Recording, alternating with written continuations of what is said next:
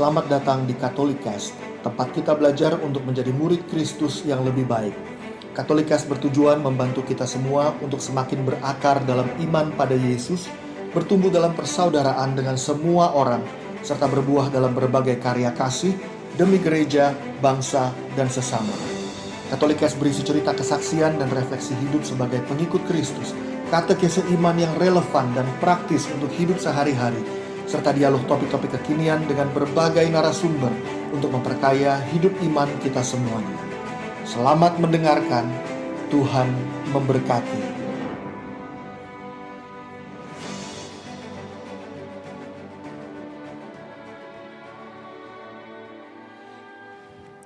Kita jumpa lagi di dalam refleksi bacaan hari Minggu.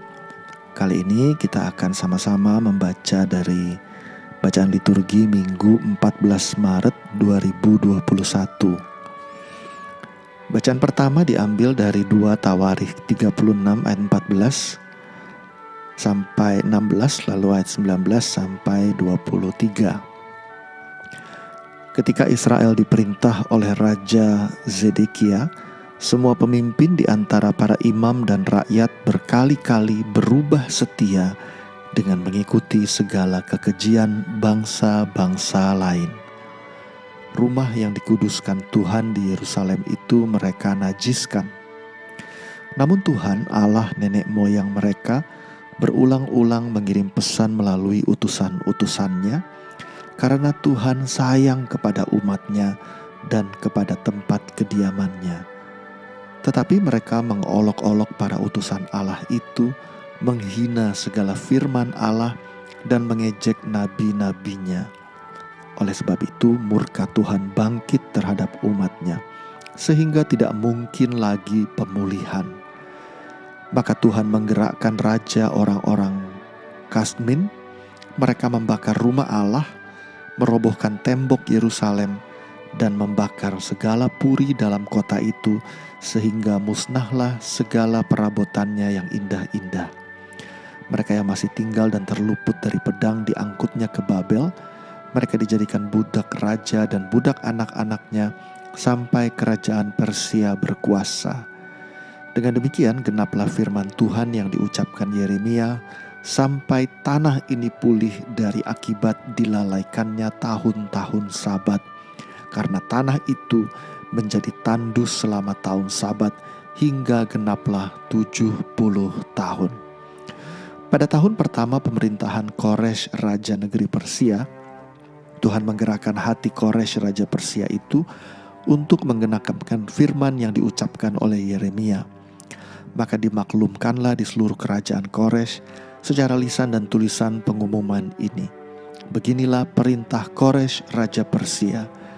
Segala kerajaan di bumi telah dikaruniakan kepadaku oleh Tuhan Allah semesta langit.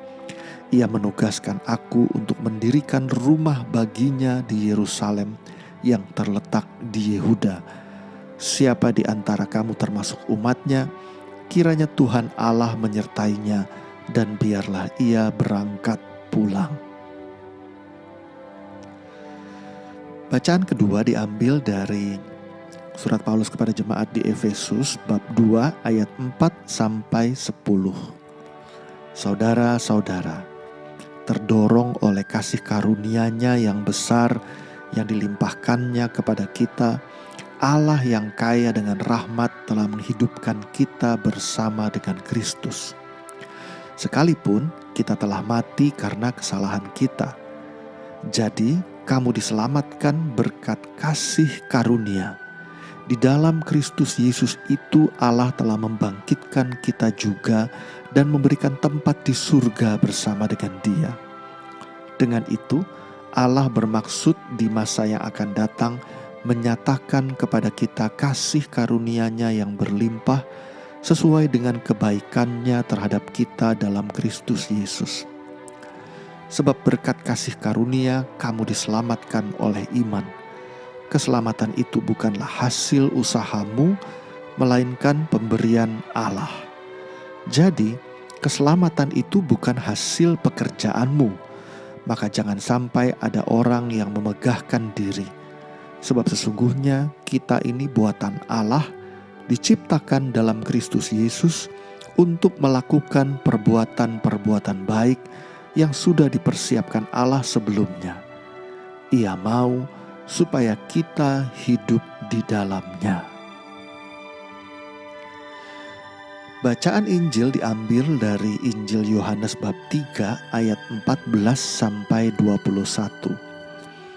Sekali peristiwa Yesus berkata kepada Nikodemus yang datang kepadanya pada waktu malam, "Sama seperti Musa meninggikan ular di padang gurun, demikian juga Anak Manusia harus ditinggikan, supaya setiap orang yang percaya kepadanya beroleh hidup yang kekal.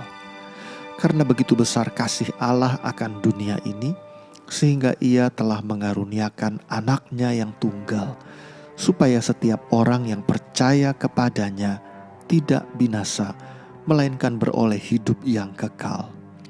Sebab Allah mengutus Anaknya ke dalam dunia bukan untuk menghakimi dunia, melainkan untuk menyelamatkannya. Barang siapa percaya kepadanya, ia tidak akan dihukum. Tetapi barang siapa tidak percaya, ia telah berada di bawah hukuman, sebab ia tidak percaya dalam nama Anak Tunggal Allah. Dan inilah hukuman itu: terang telah datang ke dalam dunia, tetapi manusia lebih menyukai kegelapan daripada terang, sebab perbuatan-perbuatan mereka jahat. Sebab barang siapa berbuat jahat, ia membenci terang dan tidak datang kepada terang itu, supaya perbuatan-perbuatannya yang jahat itu tidak nampak.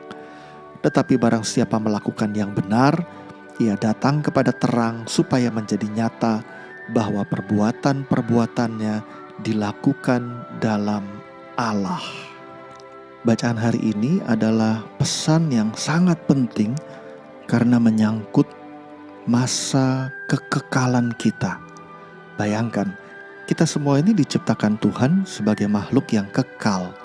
Pertanyaannya, di mana kita akan menghabiskan masa kekekalan kita?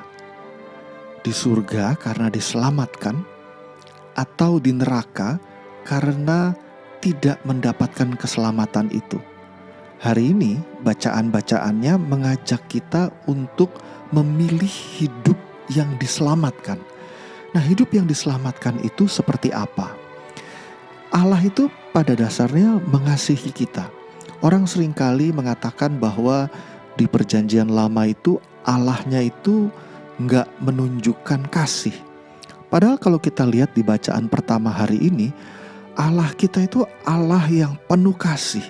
Kalau Allah itu menghukum, itu karena umatnya itu sudah sangat keterlaluan.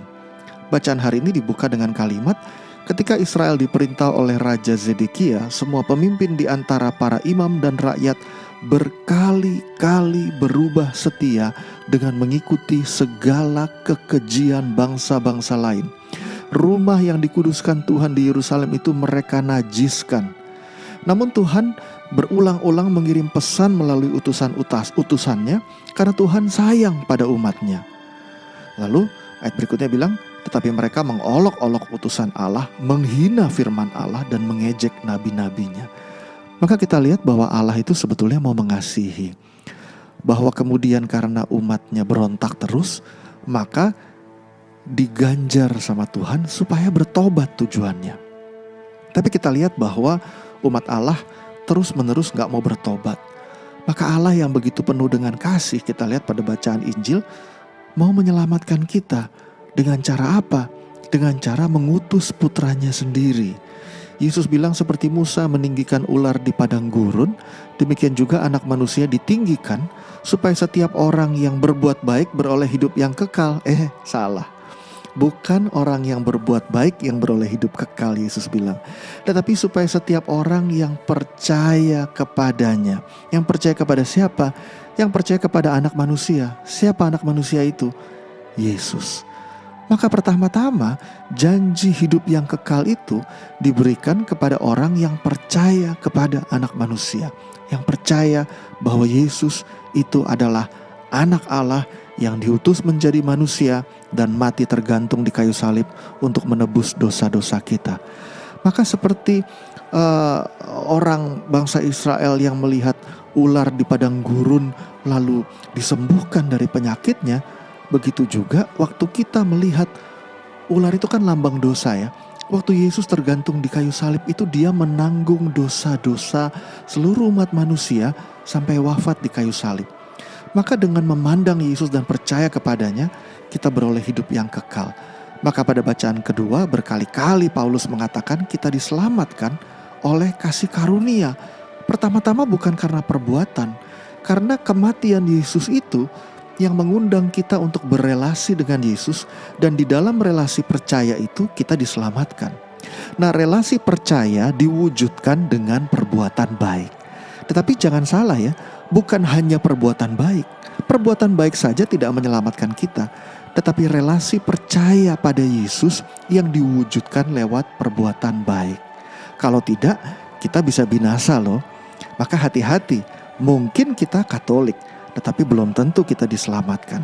Karena keselamatan itu mengandung dua unsur, yaitu relasi percaya dengan Yesus, lalu relasi percaya dengan Yesus itu diwujudkan lewat perbuatan baik. Mari teman-teman, di Prapaskah ini kita sungguh percaya dan kita sungguh berbuat baik penuh kasih bagi sesama. Terima kasih telah mendengarkan podcast ini. Jangan lupa untuk berbagi Katolikast kepada para sahabat dan kenalan kita, supaya semakin banyak orang mengenal kabar gembira Tuhan Yesus dan mengalami kasih-Nya yang memulihkan, menguatkan, dan memberkati. Sampai jumpa di episode Katolikast yang lain.